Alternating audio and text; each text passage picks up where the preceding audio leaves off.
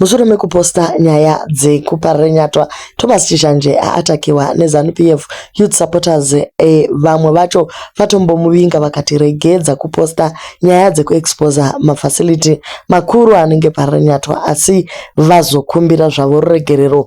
Vatoona kutoti havasi kumira, vanhu vari kuuya nenyaya dzavo, and Thomas anga achingori middleman wekuburitsa zviri kuitika mumasendiraini umo. Welcome back to your channel. Please don't forget to like and subscribe. Nyaya dzabuda inyaya dziri kuuya nereal people, sekunge umwe wanyora akati inini ndakarwarirwa nababa vangu vakaendeswa kuparira nyatwa zvikanzi panodiwa 1900 GS yekuti vaende kunoitwa operation. Ndakatambura kuti ndiiwane mari iyoyo, ndakazoiwana kuma1 masikati ndokuendesa mari iya. Ndichipedza kupiwa receipt ndofunga ndakangogara 15 minutes ndobva kwauya shoko rekuti doctor vate hazvichaite kuti vaende kuoperation. Ndokupiwa mazipiritsi dutu zvikanzi dzokerai navo kumba.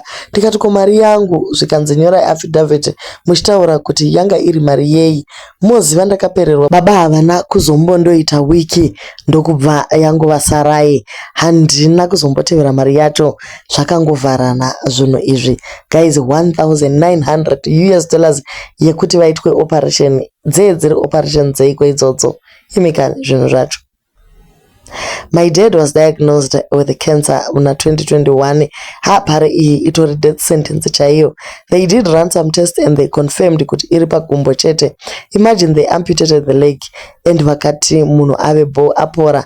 But 1 month down the line, my father started kunzwa musana until we went back to the doctor only to be told takaita mistake, cancer yakumusana. And looking at the extent of which there is nothing we can do. Masarwani 6 months.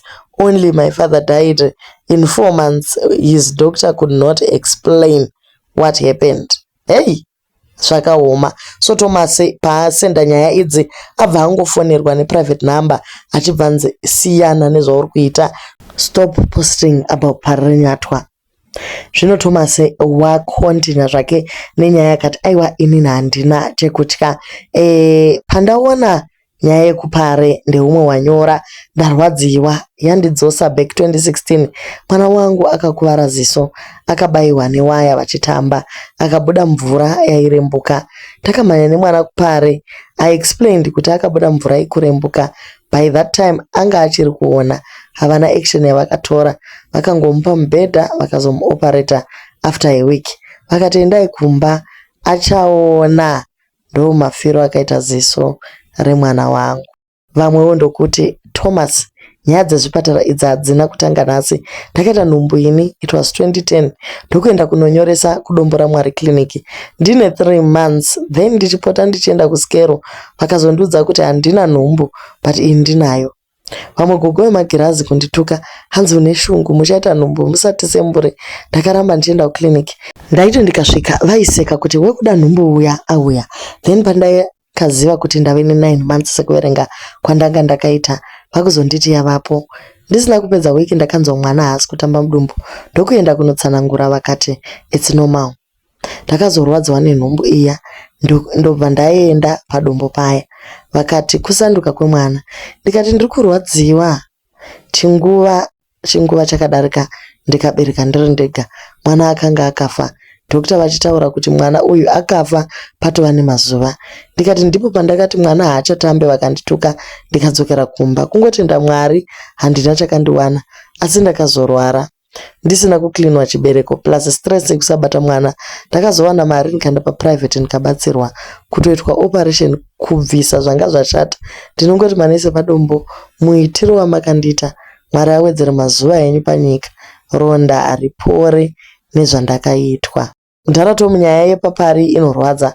My mom vakaita ati problem, vakanzi vane vein yanga yarupture. Initially we took it to West End, pakanzi pari kudiwa 3800 US kuti vaitwe emergency op.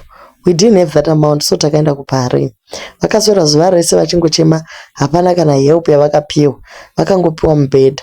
The following morning ndakamukira kubasa kunokumbira loan ndikapiwa.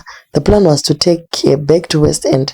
On my way to West End ndakapfuura nekupare ndikakumbira kuti ndingovaona a few minutes since it wasn't visiting time yet. Ndakaona vakutofemera kure zvekutofa. Manesi vakagara havo. Hapana kuzomboita an hour and she was gone. hapana kana help yavakawana, not even to stabilize her. Vakangovatarisa kusvika vafe. Nhamo yakaipa mwana wamai vangu. Mushure mekuposta zvese izvi, ZANU-PF Youth Supporters yabva yangonyorera Thomas Chizhanje ndokutega vanofanira kutegwa vacho. Hanzi, he has been posting many unverified stories ekupa Rinyatwa group of hospitals. Handishandiko hangu asi ndoziva kuti basa rechipatara huru kuraramisa vanenge vauya vachirwara. Few weeks ago I visited Rinyatwa hospital. Ndakaona maposta akanzi we treat, God heals. I understand kuti kurasikirwa nehama neshamwari kunorwadza, ndozvakaisirwa rufu. Asi blaming a hospital kuti sei hama yangu yafa is not just okay. Ndakambotaura before kuti chinouraya hauzi urwere, kushaya mapiritsi or accident. Chinouraya inguva. The attacks on Rinyatwa should stop. I advise the hospital to take legal action against Thomas Chizhanje. Social media yakaiswa kuti tinosangana and socialize tichizivana, making new friends, not to attack the biggest hospital in our country.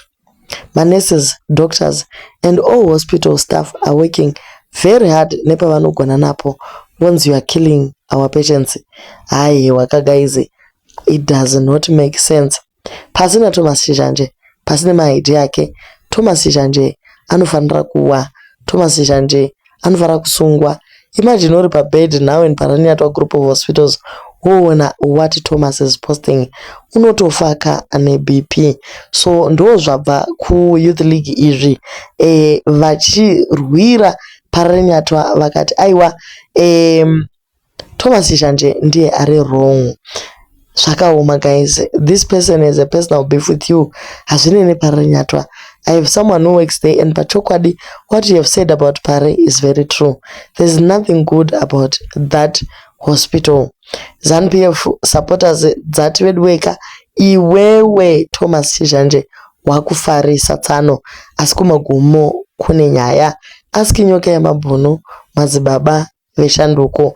So supporters aya anga kutothreatena Thomas Chizhanje zviri public, vachibva vatoti kumagumo kune nyaya, bvunza madzibaba veshanduko. Madzibaba veshanduko vakapisigwa musha wavo. So zviri kuratidza kuti these people are actually saying ichokwadi tisu takatopisa musha uyu. Asi hameno kuti pazoitika change of heart sei kana kuti pane vavavinga kuseri vakati aiwa bamunini mathreats haitiwe public sezvamaita, so vazodecide kuapologize kuna Thomas Chizhanje. Vanyora ivo apology yavo ndokuti, I would like to apologize to my brother Thomas Chizhanje Page and his fans nemhuri yese yeZimbabwe, kusanganisira vane hama dzakashaika. Healthcare issues hadzisi dzekutamba nadzo. We are talking about upenyu humwe unenge hwagurirwa panzira.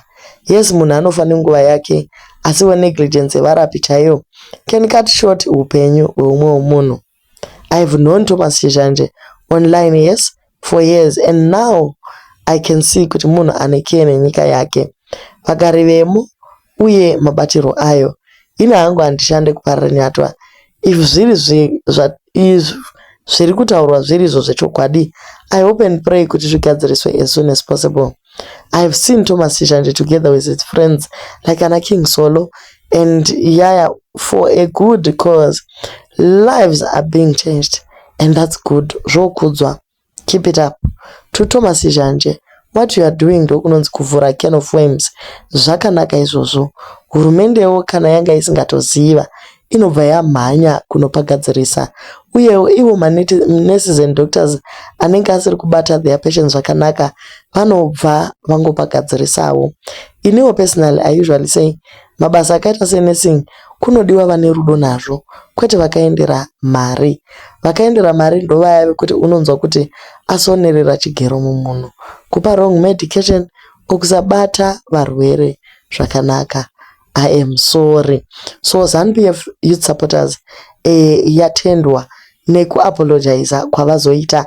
Recently vakatomboti pataurwa kuti mumaklinika hamuna painees, pashaika celebrity renyika. Munhu uyu akanyora zvakare akati kushitungwiza kune zvese, mapiritsi ariko muri kunyepa. Ko tinogonyepa sei ivo vakazvionera video remunhu ari kukumbira painkiller akaishayiwa. So vatendwa kuti vagona kuapologiza.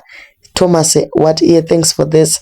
And I think the apology is more for the citizens of Zimbabwe and making collective efforts to improve the situation in our hospitals and clinics. When I talk about national issues, it's not about relevance or clout. I can get both by posting jokes and Zwechibishu, etc. These national issues touch my heart, and I use my platform to try and help in the process of resolving of such issues. We all need good health facilities. Unogona kurwara kana kurwarirwa. Hazvina kuti unosapota musangano upizve. So tinongotenda Thomas accept apology kuti nyika ienderere mberi. Pamunenge muchiti nyika inovakwa nevene vayo, havakavene venyika votaura kuti hakuna kumira zvakanaka kuzvipatara uko, then kobva kwatonzi aiwa nyararai musataure. Mufesi anonzi Wale uyu ndiye anorana page rakanzi ZANU-PF Youth Supporters. So hatisi kuziva kuti opinion yaWale oga here kana kuti yemasupporters ose ari papeji racho iroro. Asi nyaya iripo ndeyekuti zvipatara ngazvigadzirwe kuitira kuti chero mapartner Anna Collins Mnangagwa, there was a Zvinavashe guy who died recently nenyaya yema-accidents. It's not like yanga ari munhu wepasi pasi, anga atori munhu wepamusoro asi akatongoita accident muroad dzina mapotholes nelawlessness nezvimwe zvakadaro, something that could have been solved, takapreventa death yakadaro. So hazvina basa kuti uri mukuru kana kuti uri papi, kana chirwere chasvika chikagogodza pane rako door. Guys, zvinongotiwira izvi. Umwe gore riya reCovid wakafa nekushayigwa socket inonzi chiko plug round nesquare kuti zvipindane. Wekwamakamba uya akaita first COVID victim muZimbabwe, pashayikwa chinhu chidiki chinenge chakadaro. Zvakaoma guys. Nyika ngaivakwe nevene, Pararenyatwa ngaigadzikwe. Toziva kuti vanhu havadi nemari dzavanoda kutenga mota, but tiri kungotaura kuti kana paita vanhu vari kuraise these issues, there's no need to attack them, but to work together with them.